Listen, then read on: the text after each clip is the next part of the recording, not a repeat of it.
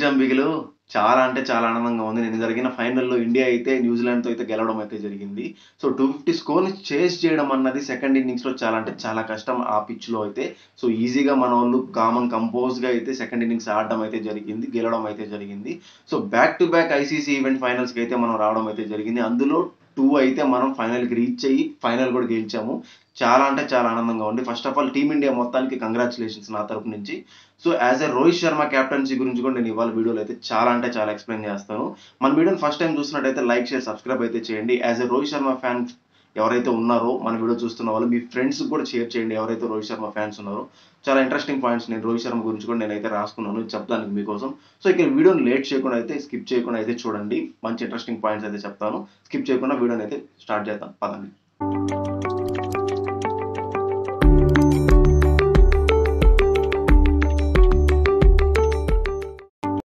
మనందరికి ఎంతో ఇష్టమైన రోహిత్ శర్మ పేరు వింటే మనకు ఫస్ట్ గుర్తొచ్చేది ఏంటంటే, ముంబైకర్ రాజా రోహిత్ శర్మ అని అంటారు. ఆ స్లోగన్ మనందరికి వినపడుద్ది రోహిత్ శర్మ పేరు వినంగానే. అండ్ ఆ పేరుని ఆ స్లోగన్‌ని ఇప్పుడు మనం రీక్రియేట్ చేయొచ్చనమాట కొత్తగా.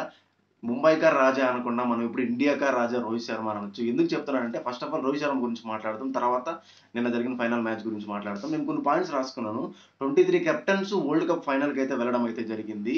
ఇప్పటి వరకు జరిగిన ఐసీసీ ఈవెంట్స్‌లో 23 కెప్టెన్స్ అయితే ఓడిఐ వరల్డ్ కప్‌లో ఫైనల్‌కి రీచ్ అయ్యారన్నమాట.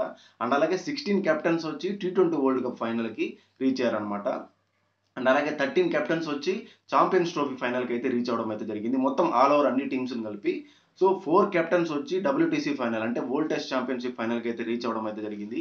ఈ 4 వచ్చి మనకి ఐసీసీ ఈవెంట్స్ అయితే జరగడం జరిగింది. 4 ఐసీసీ ఈవెంట్స్ ఏంటంటే ODI world cup, T20 world cup, champions trophy and అలాగే డబ్ల్యూటీసీ వరల్డ్ టెస్ట్ ఛాంపియన్‌షిప్. ఇవి 4 ఐసీసీ ఈవెంట్స్. ఈ 4 ఐసీసీ ఈవెంట్స్‌కి ఫైనల్‌కి వెళ్ళిన ఏకైక కెప్టెన్ ఎవరంటే ఇండియాకా రాజా రోహిత్ శర్మ. ఈ 4 ఐసీసీ ఈవెంట్స్‌కి టీమిండియాని ఫైనల్‌కి అయితే తీసుకురావడం అయితే జరిగింది.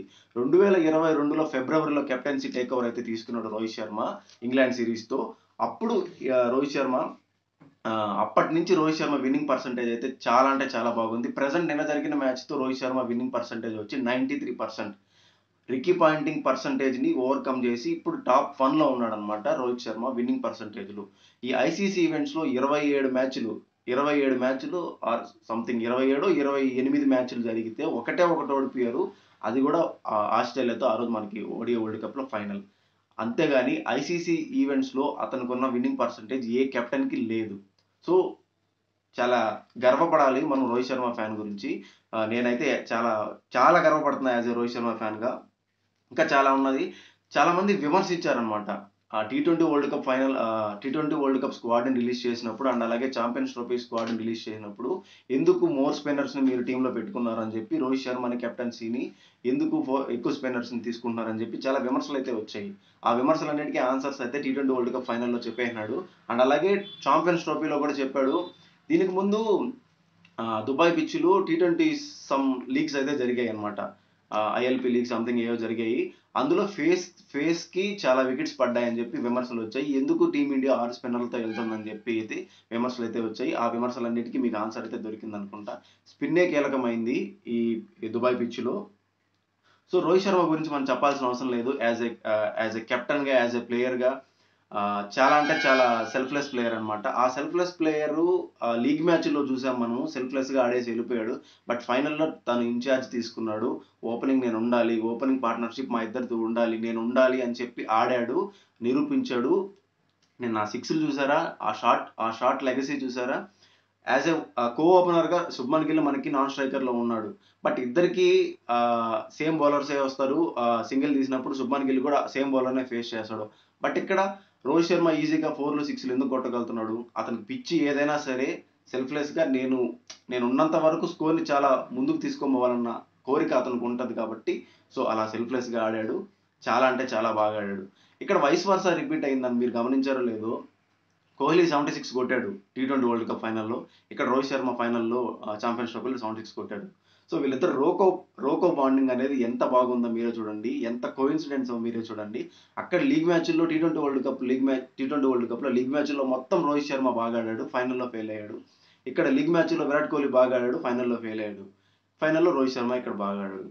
వీళ్ళిద్దరు కోఇన్సిడెన్స్ చాలా అంటే చాలా బాగుంది. చాలా బాగుంది. ఇంక నిన్న ప్రెస్ మీట్‌లో కూడా రోహిత్ శర్మ ఓపెన్ అయ్యాడు కదా!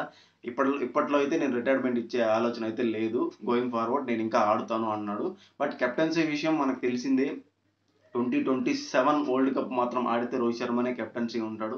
లేదు కెప్టెన్సీ బాధ్యతను తప్పించి ఎవరికైనా అప్పజెప్పి యాజ్ ఎ ప్లేయర్‌గా నేనుండి ఆడాలి అనుకుంటే మాత్రం కెప్టెన్సీ పగ్గాలు వేరే వాళ్ళకి ఇచ్చే ఆలోచనలో ఉన్నారు. బట్ జైషా అయితే ఇప్పట్లో రోహిత్ శర్మను వదులుకునేలా లేడు. 2027 వరల్డ్ కప్ కూడా కెప్టెన్‌గా రోహిత్ శర్మ ఉండాలనుకుంటున్నారు. మీరేమనుకుంటున్నారో కామెంట్‌లో అయితే మెన్షన్ చేయండి. సో నిన్న మ్యాచ్ గురించి మనం మాట్లాడుకుంటే మ్యాచ్ అనేది చాలా కష్టమనే అనిపించింది నాకు. ఎందుకంటే 250 స్కోర్ అనేది చాలా అంటే చాలా కష్టమే మనకు చేజ్ చేయడము. ఇనిషియల్‌గా పార్ట్నర్‌షిప్ చూసుకున్నట్టయితే వాళ్ళు 69 ఫర్ 1 వికెట్ 10 ఓవర్స్‌కి. రచిన్ రవీంద్ర ఉన్నంత వరకు చాలా హోప్స్ అయితే ఉన్నాయి. 300 కొడతారు న్యూజిలాండ్ అని చాలామంది అనుకున్నారు. 300 స్కోర్ గాని వెళ్ళినట్టయితే ఇండియాకి సెకండ్ ఇన్నింగ్స్‌లో చాలా కష్టం అయిపోయేది బ్యాటింగ్ ఆర్డరు. అంటే 300 స్కోర్ చేసిన ఆ బ్యాటింగ్ లైనప్‌లోనే ఆడేవారు. బట్ డ్యూ ఫ్యాక్టర్ వచ్చేసింది. సో మనం లాస్ట్ 2 మ్యాచెస్ ఆస్ట్రేలియాతో, న్యూజిలాండ్‌తో చూసినట్టయితే మనకి సెకండ్ ఇన్నింగ్స్ కొంచెం స్లో అవుతుంది. వాళ్ళకొచ్చిన రన్స్ కూడా మనకు రాకుండా చాలా స్లో అయిపోయింది. సో అక్కడ రచిన్ రవీందర్‌ని ఔట్ చేయడం, కుల్దీప్ యాదవ్‌ని కరెక్ట్ టైంకి రిస్క్ స్పిన్నర్‌ని మనం చూసాము. రోహిత్ శర్మ రొటేట్ చేయడము. రోహిత్ శర్మ బౌలింగ్ రొటేషను, ఆ కెప్టెన్సీ రొటేషను చాలా అంటే చాలా అద్భుతంగా ఉంది. సో కుల్దీప్ యాదవ్‌ని కరెక్ట్ టైంకి తీసుకురావడం, రచిన్ రవీంద్రని బ్రేకౌట్ ఇవ్వడం అక్కడ నాకు చాలా నచ్చింది. అండ్ వెంటనే విలియమ్సన్ ఔట్ అయిపోవడం, బౌలింగ్ రొటేషన్స్ చాలా బాగున్నాయి. సో నేనింకా 200, 220 లోపలే కట్టడి చేస్తారేమో అనుకున్నాను. బట్ లాస్ట్‌లో కొంచెం షమి ఎక్స్‌పెన్సివ్ అయిపోయాడు. సో షమి రిథమ్ కూడా చాలా వరకు తగ్గిపోయింది. So hope he will get back soon అన్నమాట. సో బ్యాటింగ్ అయితే వాళ్ళు 251 అయితే కొట్టి 252 టార్గెట్ అయితే ఇచ్చాడు. ఓపెనింగ్ వచ్చిన రోహిత్ శర్మ, శుభ్మన్ గిల్ పార్ట్నర్‌షిప్ ఈ ఛాంపియన్స్ ట్రోఫీలో మన ఇండియాకి హైయెస్ట్ పార్ట్నర్‌షిప్ అన్నమాట. ఇన్ని లీగ్ మ్యాచ్‌లు ఆడాం కదా! లీగ్ మ్యాచ్‌ల్లో వికెట్ పడకుండా 100+ పార్ట్నర్‌షిప్ రావడం ఇదే ఫస్ట్ టైమ్ అన్నమాట. సో కన్ కంప్లీట్ డామినేషన్ రోహిత్ శర్మదే ఉంది. ఫస్ట్ 10 ఓవర్స్‌లో మీరు చూసినట్టయితే నేను చెప్పాను కదా! యాజ్ ఎ కో ఓపెనర్‌గా శుభ్మన్ గిల్ మనకి ఔట్ సైడ్ నాన్ స్ట్రైకర్‌లో చూస్తున్నాడు. Same bowler, same Picchu. But ఎందుకు ఆడలేకపోతున్నాడు? సో ఫియర్‌లెస్, సెల్ఫ్‌లెస్ క్రికెట్ ఆడి నేనున్నంత వరకు మాక్సిమం స్కోర్‌నైతే కొట్టేసి వెళ్ళిపోదాం అన్న ఇంటెన్షన్‌తోనే రోహిత్ శర్మ ఆడాడు. ఇంకొంచెం చూసుకొని ఆడినట్టయితే సెంచరీ కొట్టే కేపబిలిటీ ఉందన్నమాట. సో రచన్ రవీందర్‌కైతే ఔట్ అవ్వడం అయితే జరిగింది. అది కూడా ఫస్ట్ బాలే ఫ్రంట్ వచ్చి 6 కొట్టాలని ట్రై చేశాడు. సో 2, 3 బాల్ ఆడి తర్వాత హిట్టింగ్‌కెళ్ళినట్టయితే చాలా బాగుండేది. ఇంకొంచెం త్వరగా మనకి మ్యాచ్ అయితే అయిపోయుండేది. కొంచెం ప్రెషర్ అయితే తీసుకున్నాం లాస్ట్‌లో ఇండియన్ ప్లేయర్స్ అంతా. మన ఆడియన్స్ కూడా చాలామంది ప్రెషర్‌కి గురయ్యారు. ఎందుకంటే బాల్స్ తగ్గిపోతున్నాయి. స్కోర్ అయితే పెరిగిపోతున్నట్టుంది. ఆ టైంలోనే మనకి కేఎల్ రాహుల్ వచ్చాడు. హార్దిక్ పాండ్యా కూడా మంచి సిక్సర్‌తో కొంచెం బూస్ట్ అయితే ఇచ్చాడు. యాస్ వెల్ యాస్ సీఎస్‌కేనైతే ఎలాగైతే లాస్ట్ బాల్ 4 కొట్టి జడేజా విన్ చేపిచ్చాడో సేమ్ మూమెంట్ మనకది రీక్రియేట్ చేశాడు జడేజా 4 కొట్టి. చాలామంది అనుకున్నారు విరాట్ కోహ్లీ జడేజా స్పెల్ ఏసిన తర్వాత విరాట్ కోహ్లీని హగ్ చేసుకున్నాడు. జడేజా రిటైర్మెంట్ ఇస్తాడా ఏమో అని చెప్పి. నిన్నైతే ఏం ప్రకటించలేదు. అందరూ హ్యాపీ మూమెంట్స్‌లోనే ఉన్నారు కాబట్టి. సో లెట్స్ సీ జడేజా కూడా ఇంకొన్ని రోజులు ఉంటే బాగుండని చెప్పి నేను అనుకుంటున్నాను. సో ఫైనల్లీ ఇండియా అయితే ఛాంపియన్స్ ట్రోఫీ అయితే గెలవడం అయితే జరిగింది. ఐసీసీ ఈవెంట్ ఇంకొకటి మనకి ట్రోఫీనైతే తీసుకొనొచ్చారు హోమ్‌కి. మన ఇండియన్ ట్రోఫీ బోర్డ్‌లో ఇంకొక ట్రోఫీనైతే రోహిత్ శర్మ అందించాడు. ఇప్పటికి మన దగ్గర 7 ఐసీసీ ట్రోఫీస్ అయితే ఉన్నాయి. సో యాస్ ఎ బెస్ట్ కెప్టెన్‌గా ఎంఎస్ ధోని తర్వాత రోహిత్ శర్మకి మంచి క్రేజ్ అయితే వచ్చింది ఈ కప్ గెలవడంతో. సో చూద్దాం.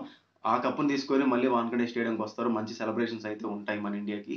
సో ఇంకా ఇలాంటి మరిన్ని కప్పులు గెలవాలని చెప్పి ఇండియా గెలవాలని చెప్పి కోరుకుందాం మనము. So as a senior players ఇంకొక 2 ఇయర్స్ ఉండి మంచి టీమ్‌ని బిల్డ్ చేసి వాళ్ళకి ఒక మంచి ఫేర్‌వెల్ ఇచ్చి 2027 వరల్డ్ కప్ గెలిచి మంచి ఫేర్‌వెల్ ఇవ్వాలని చెప్పి మనం టీమ్ ఇండియాని కోరుకుంటాము. So see you until in the next video guys. మీకెలా అనిపించిందో రోహిత్ శర్మ కెప్టెన్సీ గురించి, రోహిత్ శర్మ ఎలా ఆడాడు అవన్నీ మీరు కామెంట్‌లో అయితే తెలపండి. యాస్ ఎ రోహిత్ శర్మ ఫ్యాన్‌గా నేను మీ కామెంట్స్‌ని చూసి చాలా అంటే చాలా ఆనందపడతాను. So see you until in the next video. Ta-ta. Bye by.